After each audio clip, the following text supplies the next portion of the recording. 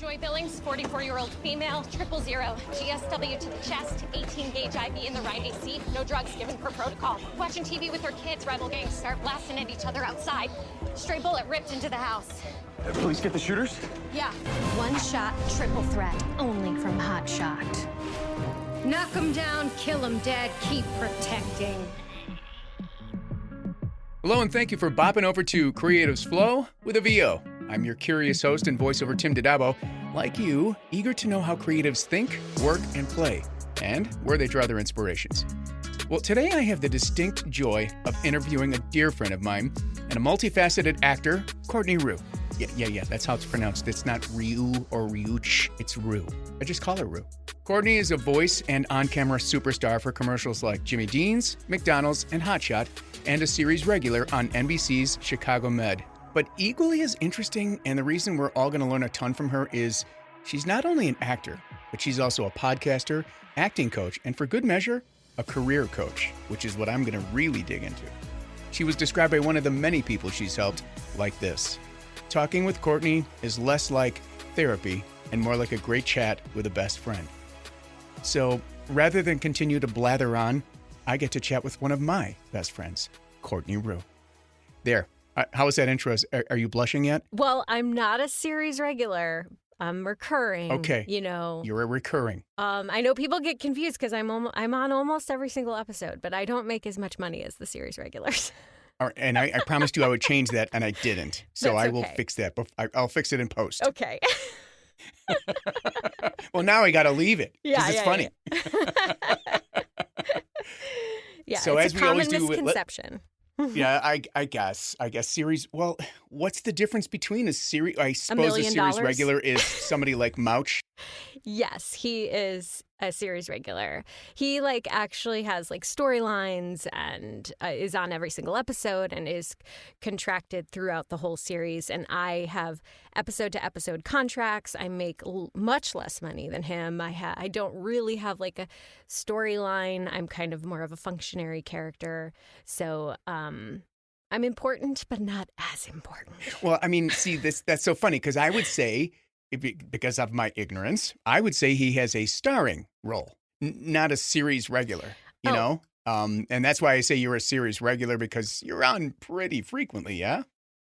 Right, yeah. I think, the technical terms like guest star versus co-star, it's all very confusing. And co-star usually doesn't have a story arc and is in one scene, and a guest star is in multiple scenes and maybe is a recurring guest star and they come for 3 episodes instead of just 1. It's there's, a lot of different terms, and it took me a long time to learn all of them and to get them right. To get them right, yeah. You're not one of the stars, Courtney. Stop calling yourself a star.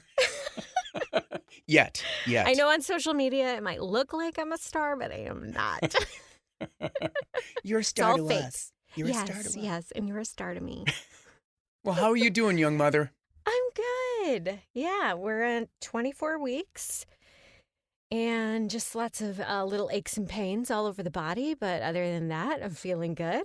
Those aches and pains will go on for the next 18 years. Yeah, right. For the rest of my life.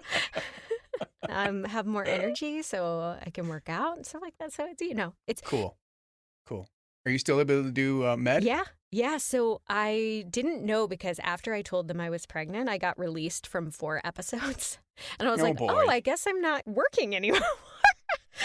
But then I booked 2 more. So I've done 1, and they made it so that we were walking out of. Usually, I bring in a gurney. I play a paramedic. I bring in a gurney with a patient on it, and then we lift the patient to the bed, and then I leave, and I say all the stats on the way. And in this one, they had the doctors come in after we had already transferred the patient. So no lifting. And there's other ways we could probably fake that kind of stuff. But yeah, right, it's the magic of TV. You're actually lifting up probably a 20-pound dummy instead of a real person when you do that, no, right? we lift the actual person usually. No shit. So we are all, wow. There's usually 6 of us, and we'll just boop. And it sometimes we get a 90-pound woman, and sometimes we get a 300-pound man, Okay, then I was going to say a 300-pound, but No, I don't was think going to we've say ever there's no way they'd actually- make you lift. But yes, no, I yes, don't they think we've would. ever actually had a 300-pound man, but you know. You little scale actress, lift on your rent, damn you. Yeah, right. No sloughing off. Exactly. That's crazy. Just Yeah. crazy. Welcome to the show. Thank you so much for doing this. Yeah, thanks for asking. And I think, you're going to have a really unique perspective because of all the things that you do. I think that everyone's going to find this super interesting because of how many facets you have on your, let's call it a diamond, I do a lot. on your little diamond. Yeah. So before we just go on and on and on, let's start at the beginning, which is always a beautiful place to start. Where are you originally from? Are you a Chicago girl? I am a Chicago girl, except for studying abroad in England for a semester. I've never really left. I love it here. I love the people. I love the industry here. And I have had a desire to leave every once in a while, but usually because mostly the weather. So every winter, I should be like you and just go to Florida. Like right now as we look out and see it snowing. Yeah, exactly. Then I'm like, oh, why do I live here? But otherwise, I love it here. I grew up in St. Charles, Illinois, and started dance lessons in 5th grade at Copeland Dance Academy. And what's funny is that I was so shy. My siblings started dance lessons there, and I was so shy that I didn't want to take classes because I didn't want people to watch me on the monitors. Parents were going to be watching their own kids. They were not going to be watching me, first of all. But I was like, no, I can't do it. And then I saw my siblings' dance recital, and I was like, okay, now I want to do that. So I started dancing, and then I started singing lessons, and then I tried out for the school plays and did all the musicals and things like that. So very musical centric. And then when I decided I wanted to be an actor. Okay. And I wanted to go to a school with straight theater, no musical theater, because I was done with that. And I wanted to be a serious actor. So I went to Illinois State because Steppenwolf came from there. And I, of course, then made all of the musicals that they did. I get it. And then when I got into professional theater, all I did was musicals. And finally, after 5 years of professional theater, I was like, okay, I'm done. I'm done with theater. I don't want to do it anymore. The schedule was grueling and I didn't make any money and all that stuff. So I started taking classes at the Green Room, and then I started teaching at the Green Room, started teaching kids. That's where I got my on-camera skills. And then Sean Bradley was like, hey, he's the owner of the Green Room. He's like, hey. I've known Sean since he was a kid, since he was a punk kid. Oh, really? Oh. I knew you knew each other, but I didn't know if your audience knew Sean. But Sean was like, hey, if you want to make a living as an actor in Chicago, this was before all the TV that came here, you need to do voiceover. And so I had one voiceover job under my belt from my agent, but I decided to go get coaching and get a demo. And then the rest is history. And voiceover was the first way that I did make a living as an actor, a consistent living, and have pretty much since then. It's too funny. And our stories couldn't be more different. I was a blue collar schlub and I was in a rock band. I was young and cute. Yeah. And I was in a rock band. I was the lead singer in a rock band. Nice. Because my acting coaches were saying, why don't you do musical theater? I said, not unless you put a gun to my freaking head. Because I did not want to do music. If I was going to sing, It was going to be with a band and we were going to play rock. So because you're much cooler when you're in a band. I was a nerd. I was a big nerd. While everybody was at V Show on the weekends, I was with my long hair freaky buddies, hanging out and playing all the parties, all the burnout parties. Nice. Very different. Until the jocks showed up and, gave everybody crap. Right. Well, you totally blew question 2 for me because I was going to say, what gave you the bug? Were you acting as a kid? Yeah. So there goes question 2. It's in my head subliminally. That's okay, and that's why I let you look at them ahead of time so we're not surprised. Yeah. So there's no warm up or practice for your day, and if so, if you are going to do a gig or an audition, what do you do? Well, I have process that I do. So like I have a list that I follow, and there's the vocal warm up that I do with the lip trills and the tongue twisters and all of that stuff. And I try to have apples in the house. So I eat an apple, which I didn't do today. So I'm sorry if there's mouth noise That's on okay. this podcast. We can fix it in post. And then, turn off the heat. Oh, you can hear your heater, huh? What else is there? Text the neighbors. Yeah, I don't know. I just got this whisper room, so I don't know if you would be able to hear. Oh, you got yourself a whisper room now. I got a whisper room. Well, okay, so my studio that you saw when you came over is now becoming a nursery. And so of course. I just had to do something, and I wanted to keep our extra bedroom. So I thought, well, I'm just going to get a whisper room. Luckily, I've been making some good money with Jimmy Dean. And so I can still have the extra bedroom and have the whisper room in the extra bedroom. Smart investment. Yeah. Yeah. Smart investment. And if you guys decide to move to a house, that thing comes with you. Yeah. You're making moolah. Do it when you're making the dough, and you're set. Yeah. Exactly. And like my dad could have built me something, and he did in the nursery. He built me like bass traps, and I bought, things for the ceiling and all that stuff. But, I saw those. He has a lot of work to do with the nursery. So I gave him a break, and I just bought. He put this together for me, my husband, Scott. He's building and my a dad. bassinet right now. Yeah. Then afterwards, he has to make me a changing table. Yeah. Oh, it's good to have a handy guy in the family. No doubt. I've made a lot of furniture in this house. Yeah, that's great. Which is what I used to do with these before I got into this crazy business. So, I mean, you do warm-ups. How did you get your current representation? I mean, did somebody push you that way? Did they say, hey, you got to hear this girl? Or did you market to them? With voiceover, because I have two different agents, one a different agency for on camera and a different agency for voiceover. Okay. So with voiceover, I was working at Sound Advice, and Kate McClanahan was with Stuart. Sure. And I would go pick up Kate McClanahan's residual checks. This was like pre-direct deposit and all that stuff. Sure. So I remember it all. I would go to the office and like pick up her checks and whatever. But it took me a year after I got my demo to get up the courage to submit to Stuart. I had another agent, and I just had this like fear of Stuart talent. So I finally sent off my postcard with my demo on it. And 3 days later, got a call from Sheila or Joan, I can't remember which one, but like, come into the office, come audition. I auditioned. They were like, great, we're submitting this audition. It's a real audition, and we're signing you. And I remember Kim being like, you're going to have a very long, good career in voiceover. I was like, oh, cool, thanks. So I didn't have to be so afraid. Yeah. You're just on cloud nine when they say that, Oh, yeah. But I did, I don't know why I had such a, well, probably because I applied for Stuart as a on-camera talent and was rejected. And so I had this idea that, like, Stuart was going to reject me, I think. But I guess I'm better at voiceover than on camera. Why do you think I hide behind a microphone? Right? It's so much easier. I have a great face for voiceover. Great face for radio. I do have a lot more confidence in voiceover than I do on camera, though.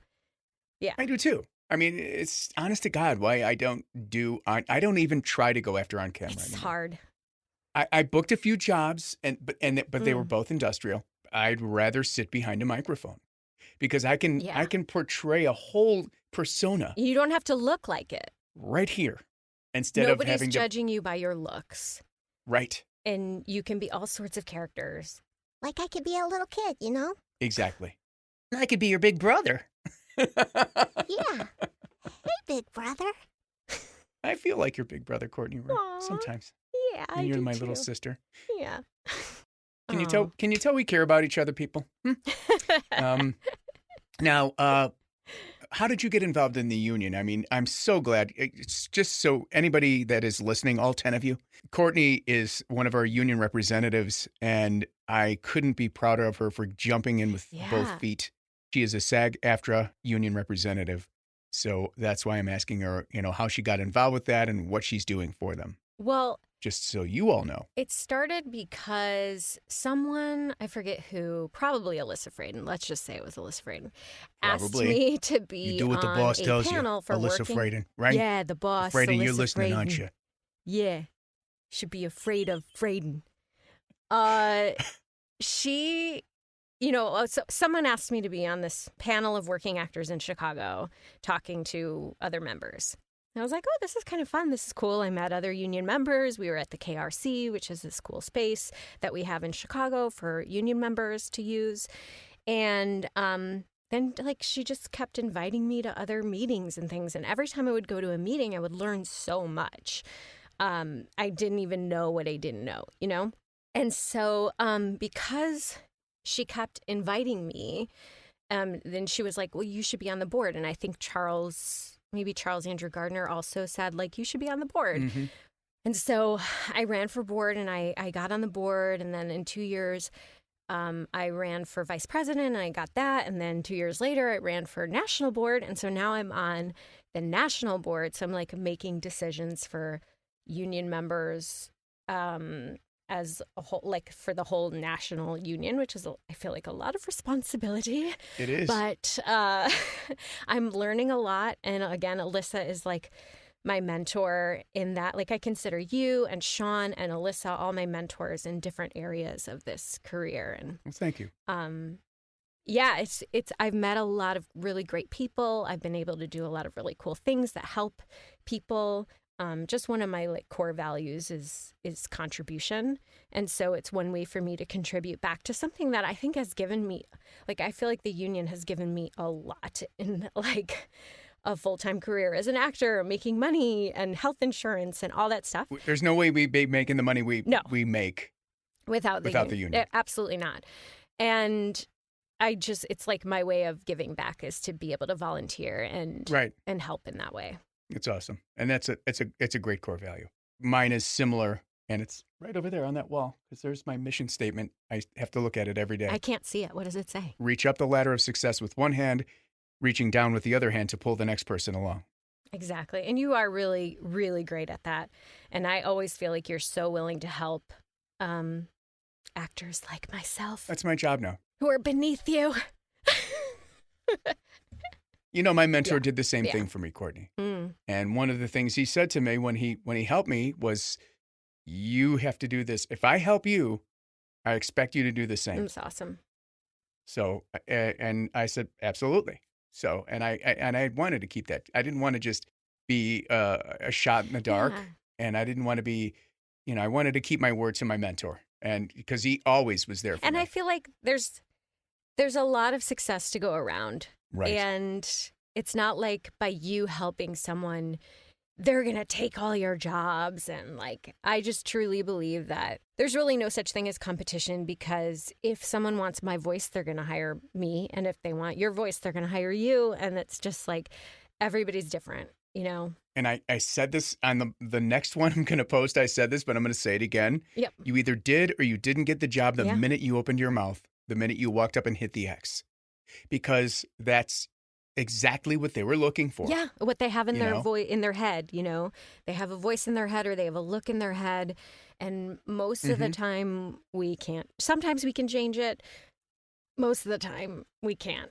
We can bring a surprise, We might surprise them. We might give them something they didn't know they wanted until they heard or saw it. But yeah, for the most part, it's you either got the job the minute you opened your mouth on that microphone or the minute you hit that X and started doing your thing because you fit exactly what they saw or heard in their mind's ear. I guess that's in their mind's ear. Now, because so many of us get this, what do you do? Oh, well, we already talked about your acting schools. Did you teach at other schools too, or no? So I coached a little bit at Sound Advice. I started off as a front desk person there. And I've done workshops at the acting studio and Vagabond. And so I've dabbled in many of the acting studios. I'm very loyal to the green room, though. Very, very loyal to Sean in the green room. Cool. They're great. Yeah. It's awesome. And that's where I learned. So, okay, and a lot of us as creatives, doesn't matter if you're a creative director, which is what you are my first actor, by the way. I You're feel my very first very actor. privileged. Um, so a lot of us get this, either creative directors or actors. What do you do when you get creatively stuck? Yeah, I think this is It's a why tricky I question. became a coach, because when I was really, really stuck, I don't even remember what year. It was probably 2011, because I got married in 2012, and it was right before then.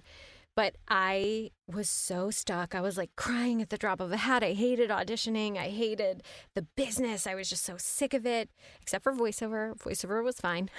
But everything else, I like felt fat. I felt ugly. I felt like, All I that couldn't actor book stuff. anything. All that actor stuff that you feel not good enough. I think it's a human thing too. Like everybody feels not good enough Right. in some way. But I sought out a life coach, and she helped me so much. I mean, it was like a night and day difference.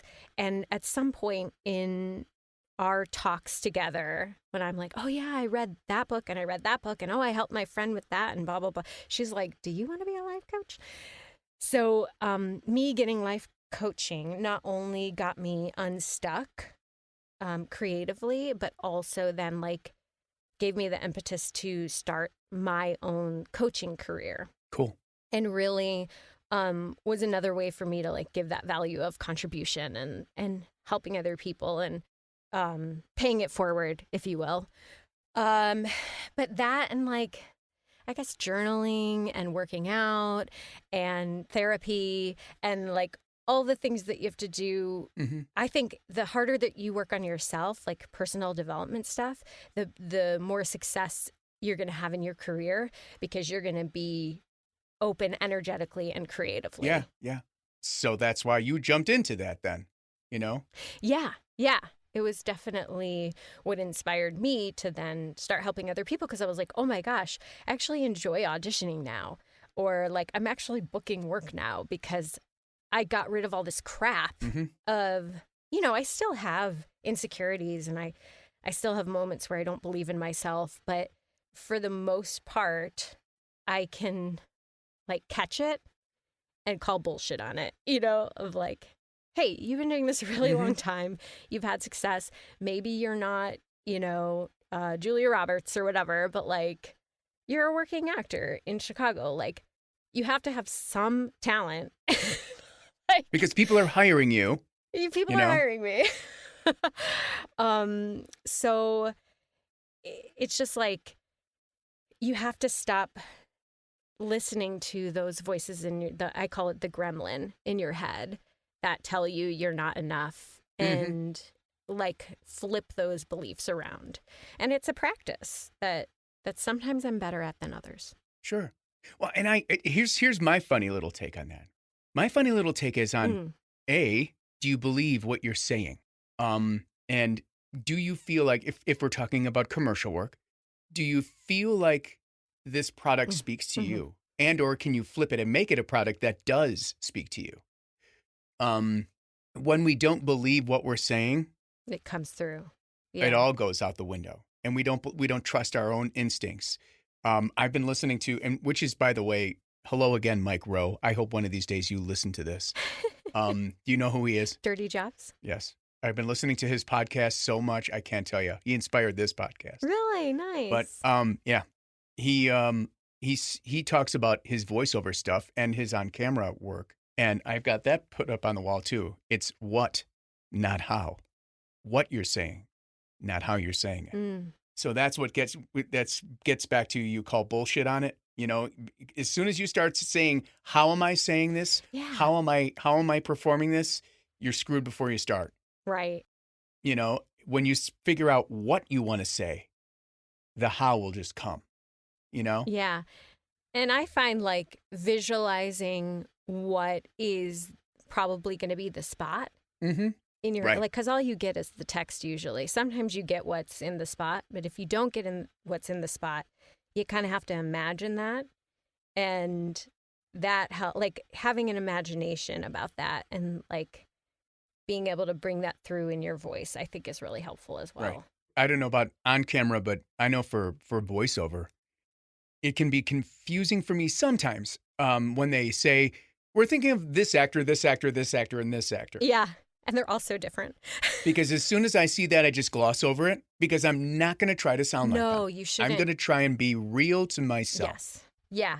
And what I've heard about that is that you should think about their essence, not what they sound like. So if it's like Kristen Wiig, she's kind of kooky and like, I can be kooky, you know? Mm-hmm. Well, and here's the thing. If they're sending it to us, our agents must think we already possess that essence. Right. So you have just that quality. look at the script. Yeah. Imagine what it's going to be about, unless, of course, like you said, the Halo copy's there, or better yet, they send the actual spot with Right. no voiceover in it, the music, the spot's mixed, blah, blah, The blah. dream. You watch the spot, you're like, okay, just drop right in, babe. So, And then yeah. you have the timing too. Yeah, right. Exactly. You know, Audrey Moore from Audrey Helps Actors, she, and I've heard this before too, but most recently I heard it from her, is that she writes her own specs after she reads the spot, and she ignores the specs that they give, and then she writes her own specs, and she makes it specific to her. Cool. So Very cool. Smart. Yeah, because then she believes. Yeah, for sure. Yeah. One of my little tricks is I say, okay, what's the color of this spot? Okay, it's hopeful. It's gravitas. It's bright. It's peppy. It's quirky.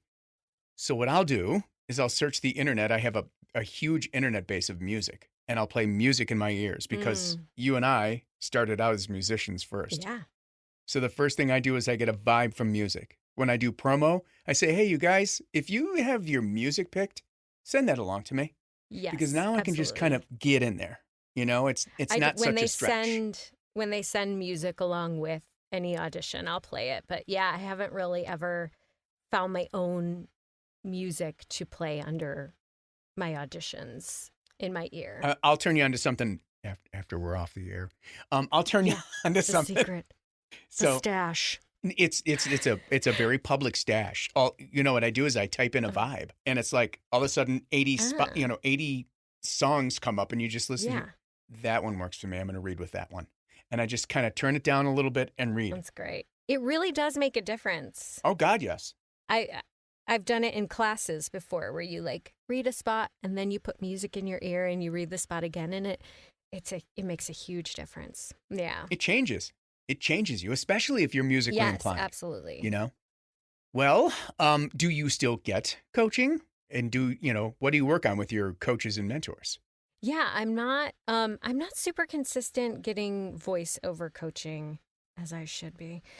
I do, I do a lot of on-camera classes because I do feel less confident in that area. So I always feel like I have to be working on that skill. More on top of that. Yeah, more on top of that. But I have taken voiceover coaching and classes, and it was your promo coach that you recommended that I work with. But I didn't, you know what? I didn't feel super confident in promo. I feel like way more comfortable in commercial and animation. Although that doesn't mean that I can't do it. It just means that I haven't done it enough. And I'm not, just because you're not comfortable in something doesn't mean you can't do it. That's right. I mean, it's a horse you have to ride. Yeah. No doubt about it. But I don't get a lot of promo auditions. I get mostly commercial and animation auditions. Right. Same. Well, and I've been trying to make those opportunities for myself, Right. Because those are. You're so good at that. Well, I have to find those things, Yeah. So now, do you mentor anyone, Ms. Courtney? Yeah, I was part of the Statera mentorship group that was. Don't know what that is. For women identifying artists to be a mentor or a mentee.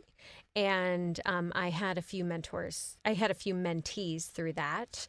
And I consider my coaching, even though people pay me for it, to like mentorship, I don't know if that's the same thing or not, but it feels like that.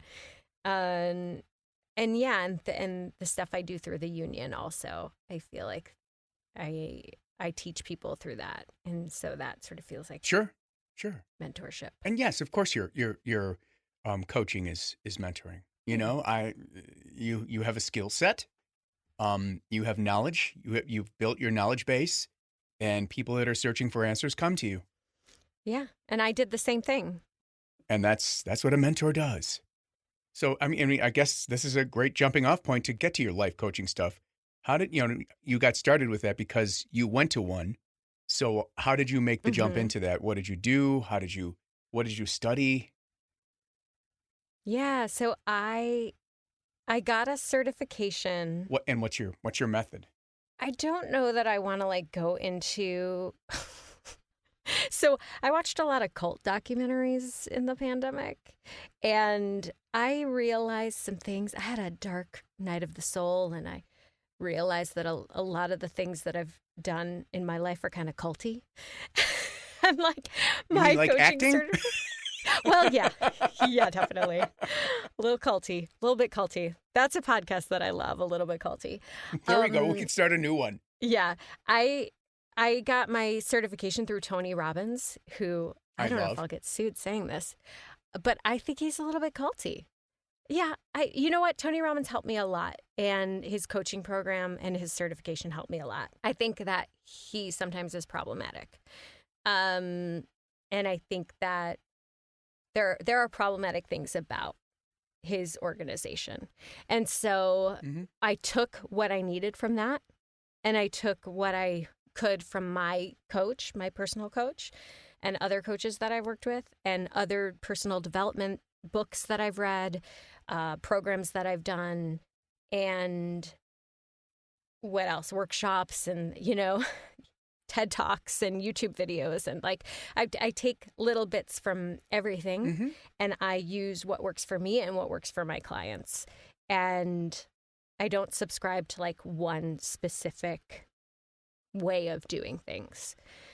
And you just that you take every person for who they are, and every person that you're working with, you ask them questions. And it's mostly like you, Tim, if I were coaching you, you have all the answers inside of you. I just need to ask the right questions to get that out of you, So I don't need to know everything. I married a shrink, right? Yes, I do. Yeah. So, and that was something she'd always say. They came in knowing the answer. All I had to do was drag it out of them. And I could tell you all day what you need to do, but the only way that it's going to be effective is for you to come up with it yourself. For you to come to it. Right. For you to come to it. Yeah, for you to come to it and realize it with the help of, whatever questions I ask you or whatever kind of sparks that I help you see. Right. And you don't have to answer this if you don't want to get too much into your methodology, but how do you help your clients get unstuck?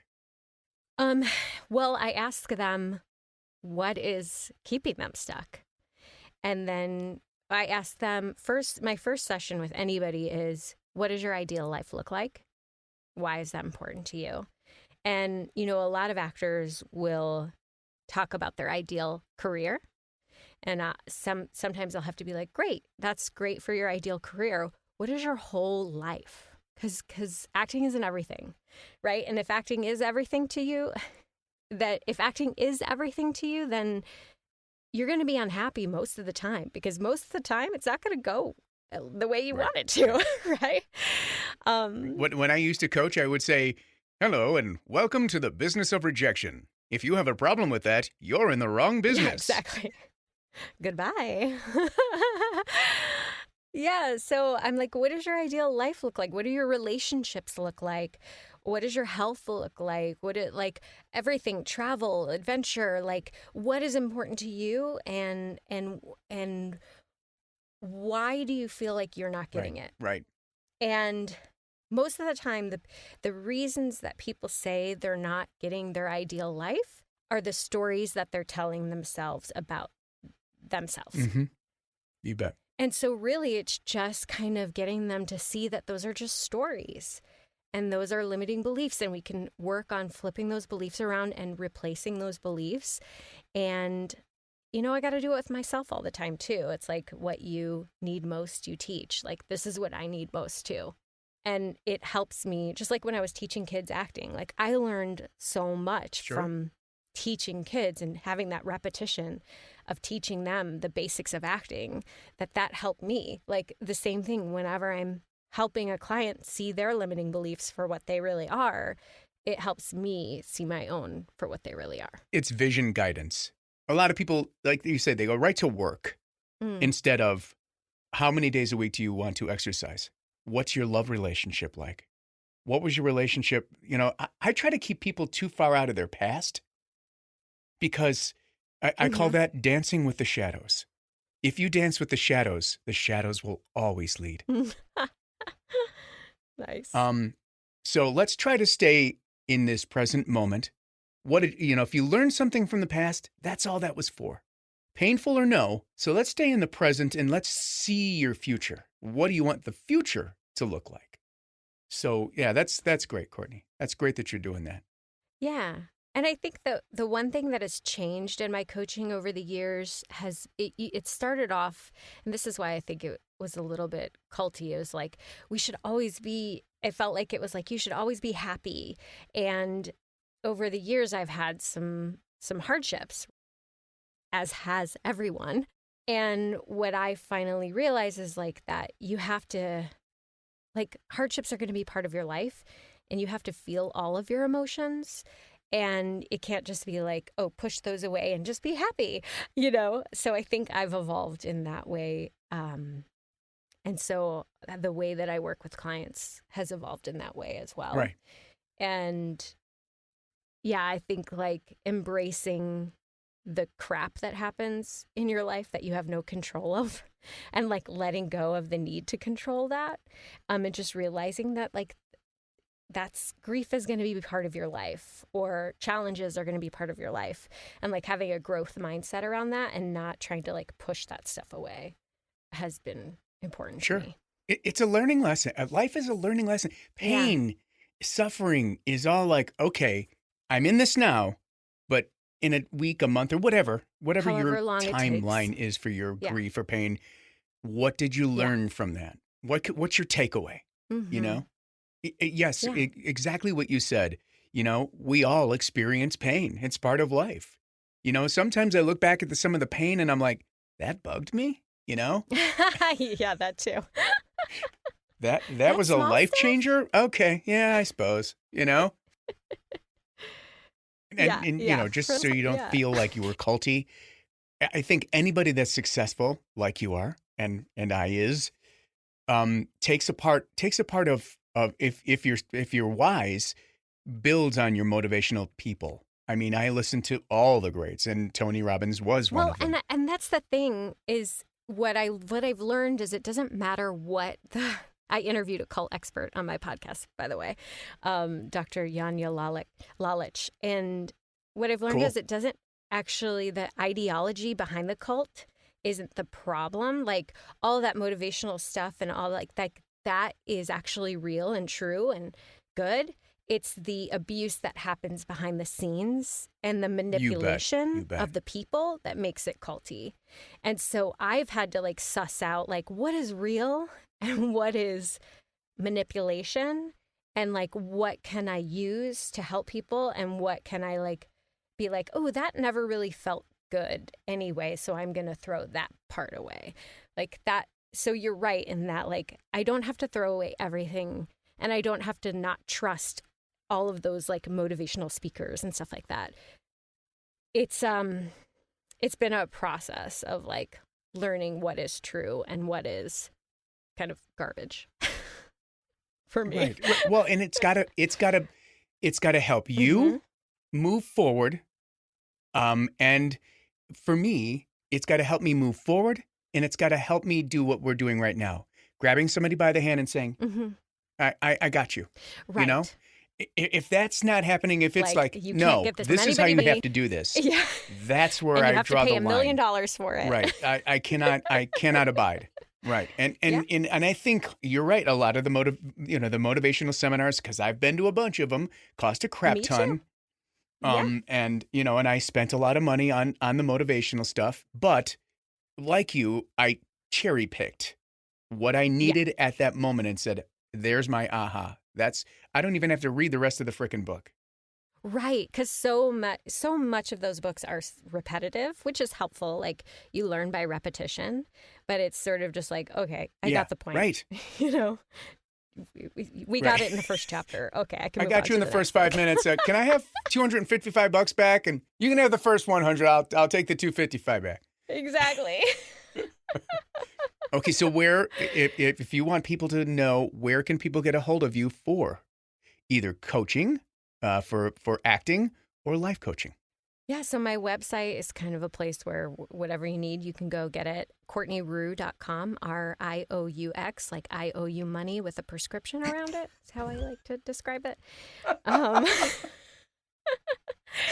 And like Tim said, it's not Rioux, it's not Ruix, it's not Rui. I don't know, like it's Rue.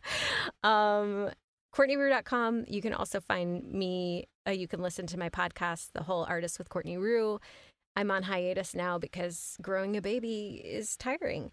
But I'll probably get back to a third season. But 2 seasons has been very fun, and I've talked to a lot of really cool people, and it's just isn't it fun just to talk to people you love about things you care about? Or people that I'm interested, people that I've been curious about, and the ones that sit. And I thank each and every one of you for listening, for saying yes to this, because the days of me coming to your office and seeing you eyeball to eyeball are kind of over. And the pandemic made it even more over. Right. So this is great because we get to see people. I mean, I know this is just an audio podcast, but of course we're speaking eyeball to eyeball via Zoom and the like.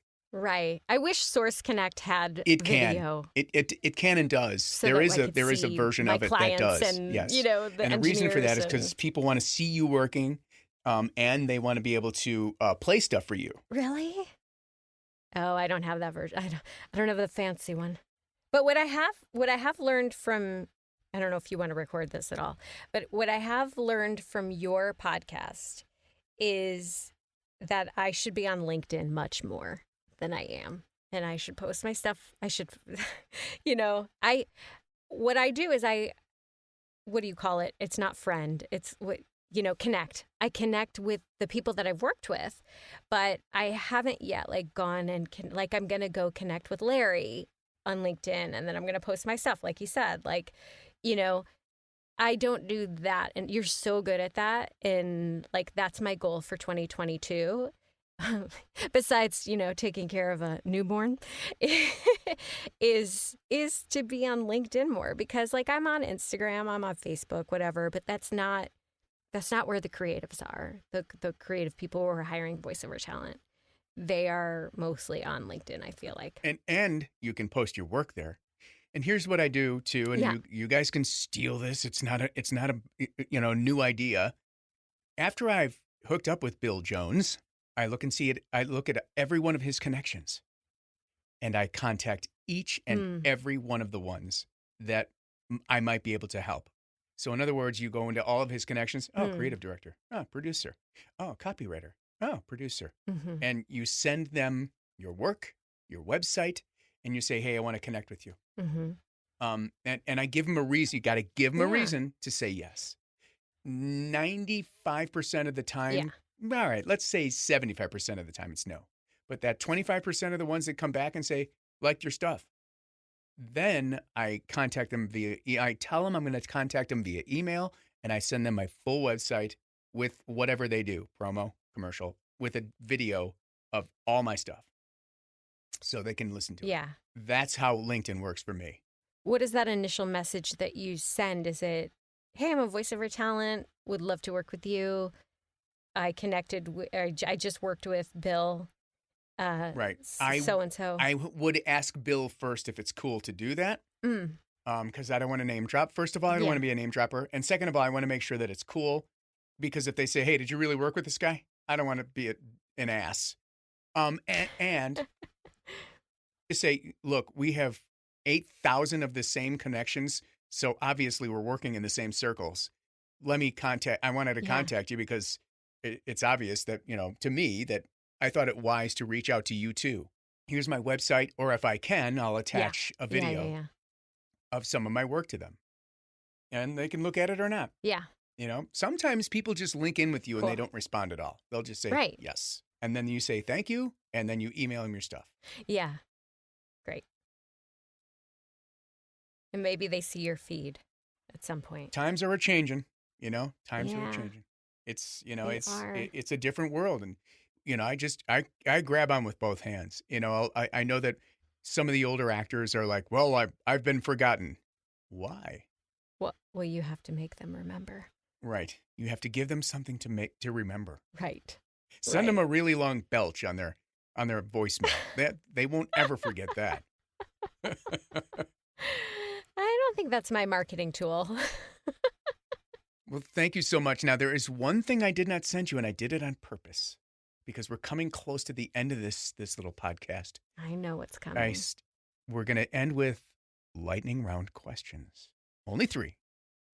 Okay. Question 1. If you weren't doing this, what would you be doing? I think I would be like your wife and be a therapist. Really? Because I like coaching a lot, and a lot of people have told me it's either like therapy or better than therapy, or, I like talking and connecting with people and helping them turn a light bulb on. Yeah, yeah. I think I would be a therapist. I mean, it's you're flipping a light bulb on sometimes, and sometimes it's not. It doesn't happen until they walk out the door. Right. Yeah. And now I know what she was trying to get me to see. Or they just weren't ready to see it yet. Absolutely. And who hasn't been there? I mean, that's the reason I haven't quit and become a therapist, is because I really like the money. I love being in this booth, like even just right now in the booth on the microphone with you, like not getting paid for this. Like, this is fun. Right. I'm sorry I'm not paying you.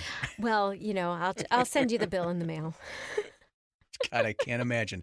I'll wait for it. Oh, it'll have to be forwarded. Well, I'll send you the bill in the mail. All right. Question 2. Where do you see our business in 5 years? Oh, this one I didn't think about. I see it going the way that it's going now, and that a lot less, unfortunately, a lot less connection with actual humans, and a lot more technology, shorter, faster. You mean shorter runs? Shorter runs. Yeah, for sure. Very rarely, I'm lucky I've had Jimmy Dean for a few years, right. I think. But that is very rare nowadays. Right. It's a golden goose job, man. No doubt. It is. And I feel very grateful and lucky to have it. But I think shorter commercials, now everything's 15 seconds. Who knows? Maybe in 5 years, everything will be 5 seconds. Maybe it'll just be subliminal messages. It's going to be like, buy this. Air. Buy this. Buy this. I hope that we still have creative, funny, human stories to tell. Those are the best kind of commercials. Those are the commercials that I love watching. But I don't know. It feels like everything is how do we make as much money as possible in the shortest amount of time? That's just me, and I think the same thing. I think it's going to, technology is going to change a lot of what we do. I'm not sure where or how. I believe that there's going to be more talking billboards, especially at bus stops, stuff like that, inside airports, whatever.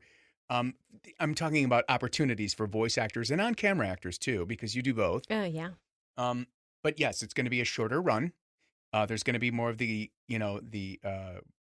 what's it called now? The guaranteed rate? What is it? What's the new rate? Oh, yes, the flat. We're trying to make it easier for producers, because if they go, I just did one for Nintendo. Yeah, if they want to go non-union, just because it's easier to pay a non-union person $30,000 than it is to foresee residuals. We're great, just pay us $30,000, and then you can use it this much. Right, exactly.